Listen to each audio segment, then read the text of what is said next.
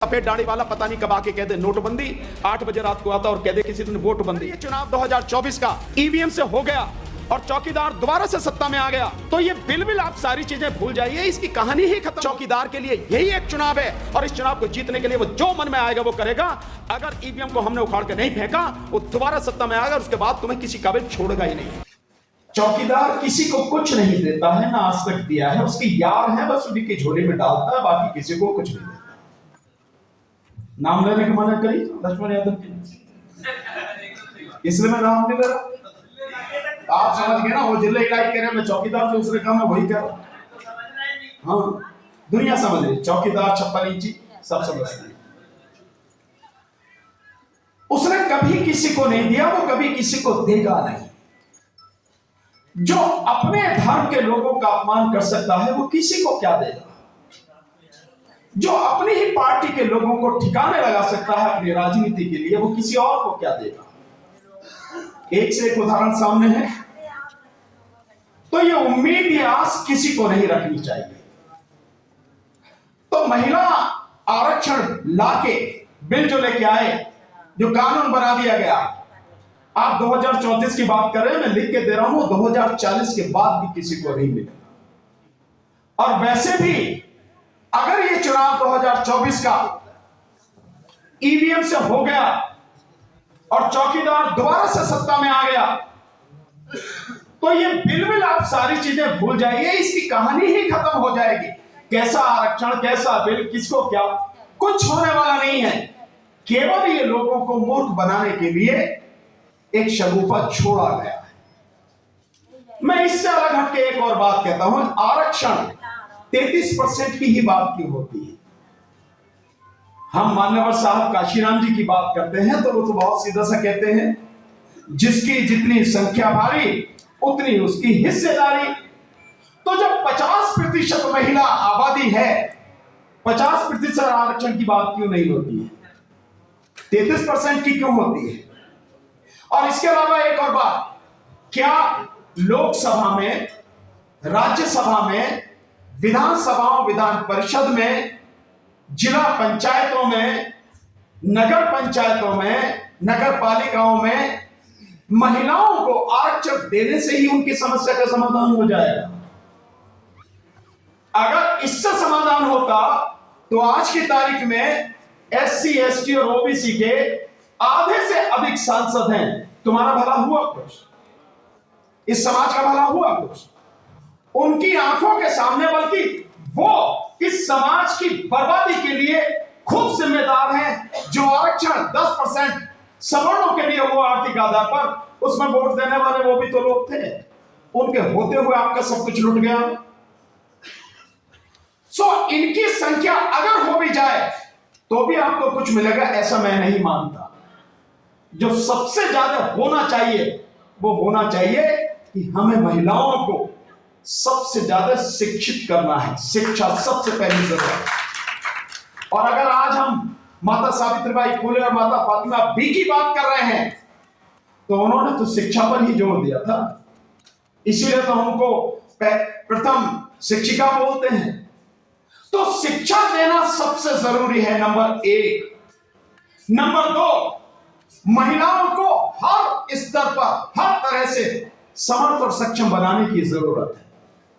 आज हम सब लोग, कहीं भी हमारी बहन बेटी जाती है, हमारे परिवार की महिला जाती, तो अंदर से डरते हैं कि शाम को ठीक ठाक वापस आ जाए, कहीं को दिक्कत तो नहीं हो जाए। क्या कभी किसी सरकार ने सोचा है, क्या कभी किसी संस्था ने सोचा है कि हम अपनी बच्चियों को, अपनी बेटियों को इतना मजबूत क्यों ना बनाएं कि अगर 10-20 लोग भी उस पर हमला करने की कोशिश करें तो वो सबकी हड्डियां तोड़कर सुरक्षित निकल आए। सोचा कभी क्या कीजिए। इसके लिए क्या करना चाहिए, सारी बच्चियां जो हैं उनको पढ़ाया जाए और उनके लिए मार्शल आर्ट की ट्रेनिंग कंपलसरी होनी चाहिए। और इसके अलावा वो बुद्धि से बहुत सशक्त हो सके, मजबूत हो सके, उसका एक ही तरीका है कि तथागत बुद्धि की शिक्षाएं हर स्कूल में, हर कॉलेज में, हर इंस्टीट्यूट में लागू होनी चाहिए। जो विपश्यना के माध्यम से उनकी मूल शिक्षा है उसको पूरी तरह से लागू किया जाए ताकि वो बुद्धि के स्तर पर हर तरह से मजबूत हो सके। और फिर हमें अपनी बच्चियों को आत्मनिर्भर बनाने के लिए रोजगार, और रोजगार में भी जो हो सकता है बिजनेस की तरफ, उस तरफ उन्हें आगे बढ़ाने की हमें जरूरत है। जब ये करेंगे, और ये श्रृंखला जो होनी चाहिए, ये जो काम शुरू होना चाहिए, ये घर से होना चाहिए, परिवार और समाज से शुरू होना चाहिए, और आगे इसको हम ले जाना है ताकि सरकार इसको निश्चित रूप से लागू करे, तभी महिलाओं का भला हो पाएगा। अन्यथा आप कितना आरक्षण कुछ भी कहते रहिए, कुछ नहीं होने वाला है। और दूसरी बात साथियों जो मैं आपसे कहने वाला हूं, जातिगत जनगणना की बात आप कर रहे हैं, क्या केवल जातिगत जनगणना से सब कुछ हो जाएगा? मैं मानता हूं, आप माने ना माने, इससे कुछ होगा नहीं। निश्चित रूप से हमें पता लग जाएगी हमारी संख्या कितनी है, पर आज भी तो मोटे तौर पर हम कह रहे हैं कि हमारी 80-85 आबादी है, 85%, पर हमने हासिल क्या कर लिया? ये आबादी हमारी 90% हो जाएगी तो हासिल क्या कर लिया? यहां मध्य प्रदेश के साथी बैठे हैं, वहां पे 95% आबादी SC, ST, OBC और माइनॉरिटी की है, लेकिन 5% लोग आप पे हुकूमत कर रहे हैं। इतने साल से आपने हासिल क्या कर लिया?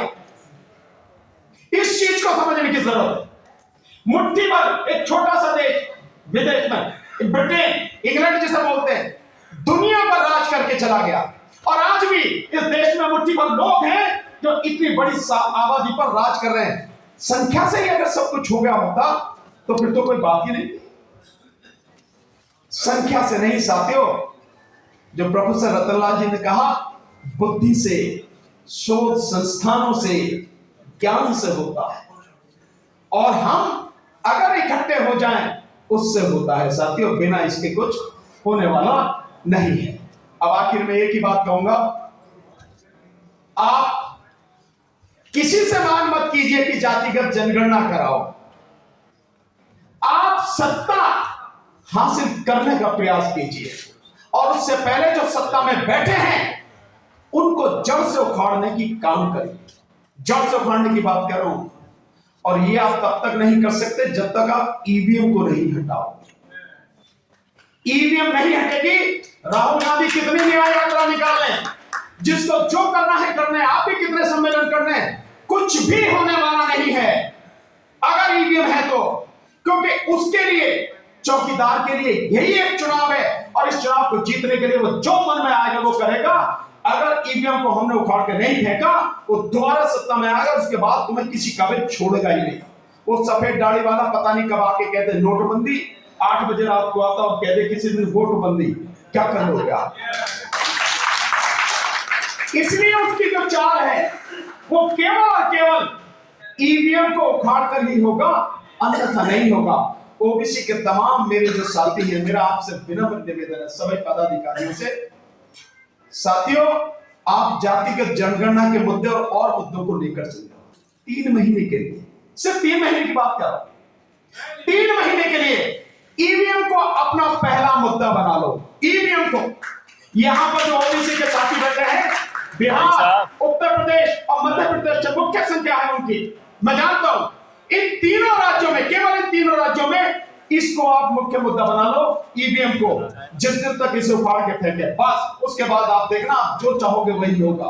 बस यही निवेदन आपसे करने आया हूं, इस लड़ाई में हमारा साथ दो, तभी देश बचेगा, तभी बाकी कुछ बचेगा, नहीं तो सब सफाया हो जाएगा।